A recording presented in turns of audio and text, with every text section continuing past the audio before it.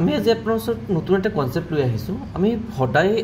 কিছুমান পৰীক্ষাত আমি যেনেকৈ এসএসসি চাও বেংকিং চাও তেনেকৈ কিছুমান মানে পৰীক্ষাত আমি এইখিনি কোৱেশ্চন তেনেকৈ চাই দাও তো লিখা থাকে যদি ধৰক x + 1 / x ৰ মান যদি 5 হয় তেতিয়া x² + 1 / x² মানটো লাও বা x³ + 1 / x³ মান লাও বা x⁴ + 1 / x⁴ মান লাও বা x⁵ বা 1 / x⁵ মান লাও আমি তেনেকৈ পাই থাকো হয় না কিন্তু এতিয়া সব ইমানখিনি কোৱেশ্চন কৰিবৰ কাৰণে আমি বহুতখিনি লম্বা প্ৰসিডিউৰ ইউজ কৰো প্ৰথম আমি বেসিক এটা ইউজ কৰিম তাৰ পিছত আমি ডাইৰেক্টলি শৰ্ট ট্ৰিকত গুচি যাম ঠিক আছে না তেতিয়া প্ৰথমটো মানে প্ৰথম যেটো কোৱেশ্চন আছে এটো কোৱেশ্চনটো আৰু লাষ্টৰটো মই মানে অলপ লেন্দি মেথডটো সলভ কৰিব যাও তাৰ পিছত ট্ৰিক ইউজ কৰিম এতিয়া সব প্ৰথমতে আমাৰ লিখা কি আছে x + 1 / x⁴ x ৰ মান কি আছে 5 আছে এতিয়া আমি স্কয়াৰ আনিব বিচাৰিছো তো মই বোথ সাইড মই কি কৰিম স্কয়াৰিং কৰিম মই বোথ সাইড কি কৰিম স্কয়াৰ কৰিম তো ইয়াত কি আহিব x² + 1 / x² মানে a² + b² + 2 into ab equals to আপোনাৰ 25 স্কয়াৰ ঠিক আছে না এতিয়া সব x আৰু x ক্যান্সেল হ'ল x² + 1 / x² মান কি +2 equals to কিমান পাইছো 25 পাইছো এতিয়া +2 মান যদি আমি হেফালে লৈ যাও আমি ৰাইট সাইডত লৈ যাও তেতিয়া এটো কি আহিব x² + 1 / x² equals to 25 - 2 যেটো আমি কিমান পাম 23 পাম তো মানে এটোৰ মান আমি কিমান পাইছো 23 পাইছো হয় না মানে প্ৰথমটোৰ মান আমি 23 পাইছো কিন্তু প্ৰসিডিউৰটো লম্বা হয় হয় এতিয়া দ্বিতীয়টো মানে যদি ফৰ্মুলা যদি আমি কো শৰ্ট ইয়াত কিবা শৰ্টকাট ট্ৰিক আছে বলে হয় শৰ্টকাট ট্ৰিকটো কি হয় বলে আপোনাৰ ইয়াত জি মান থাকে ধৰি লওক তাৰ মানটো কি আছে k তাৰ কি মান আছে বলে k যদি আপোনাৰ তাৰ মান যদি k থাকে তো আপোনাৰ মই লিখিছো k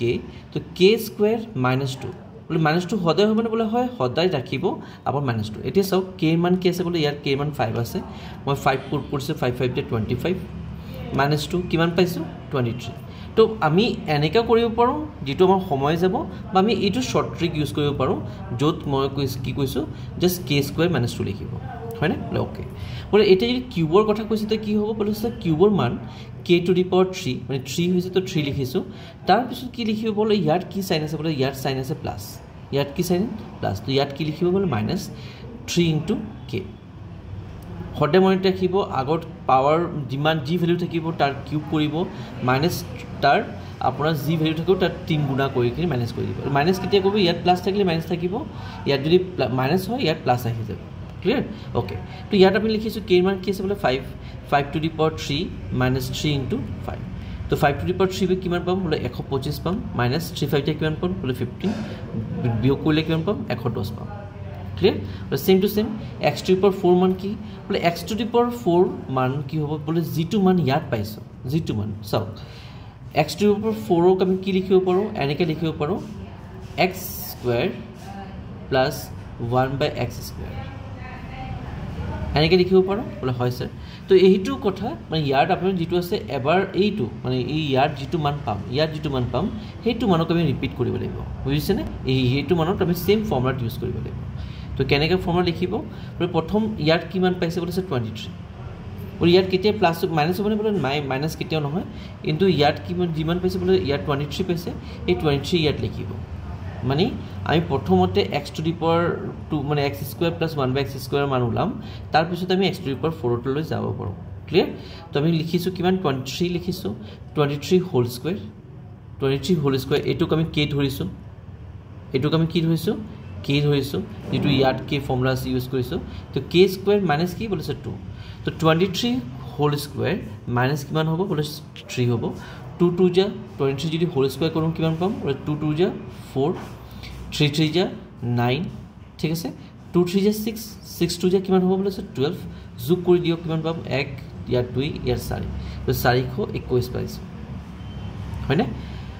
মাইনাস কিমান বলেছে মাইনাস আপোনাৰ এটা সৰু এটা মিস্টেক হ'ল বাবা এটা সৰু এটা মিস্টেক মই এটো ভাবিছো ইমান সৰু হে কেনেকা তো ইয়াত কি হৈছে বলে প্ৰথমতে আপুনি কি কৈছে বলে 2 4 লিখিছে 3² that is 9 লিখিছে 2 3 6 6 2 12 হৈছে তো হঠাৎ মনত ৰাখিব লাষ্টৰ সংখ্যাটোৰ বাদ কি তেনেকৈ লিখিব লাগিব তো 9 2 ইয়াত কিমান পাম বলে 5 পাইছো 529 মই সেইটো ভাবিছোঁ ইমান 4 মানে কমন নাম্বাৰ কেনেকৈ পাই গ'লোঁ চ' -2 পাই কৰিছোঁ কিমান পাম বোলে 5 2 7 পাইছোঁ সদায় মনত ৰাখিব আপোনাৰ যি মান x² মানত আহিব চাওক x⁴ প্লাছ 1/x⁴ মান কি হ'ব বোলে আপুনি যিটো x² মান পাব 1/x² মান যিটো পাব সেইটো স্কোৱাৰ কৰিব আৰু -2 কৰিব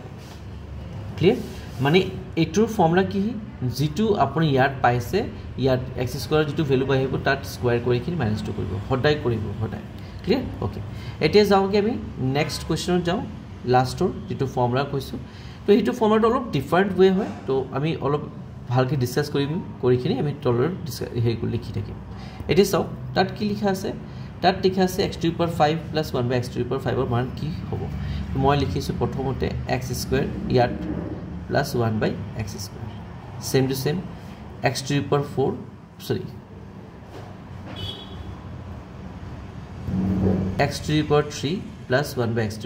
বোলে কিয় এইটো লিখিছে ইয়াত 5 4 কিয় লিখা নাই বোলে কৈছোঁ প্ৰথমতে চাওক 5 আছে বোলে হয় তো মই যদি কি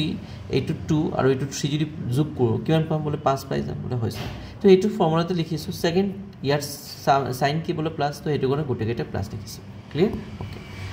সদায় মাইনাছ কি হ'ব বোলে x প্লাছ 1/x ৰ মান মাইনাছ কৰি দিব ক্লিয়াৰ বোলে হৈছে তো x² প্লাছ 1/x² মান কিমান পাইছোঁ বোলে 23 পাইছোঁ তো ইয়াত 23 লিখিছোঁ পূৰণ x³ প্লাছ 1/x³ মান কিমান পাইছোঁ স্যাৰ 110 পাইছোঁ ঠিক আছে মাইনাছ x প্লাছ 1/x ৰ মান কিমান বোলে স্যাৰ 5 ক্লিয়াৰ এতিয়া পূৰণ কৰি দিয়ক 23 লগত যদি 11 যদি পূৰণ কৰোঁ মানে 11 যদি পূৰণ কৰোঁ ঠিক আছে 23 × 11 যদি কৰোঁ কিমান পাম বোলে 2 আৰু 3 লিখিছোঁ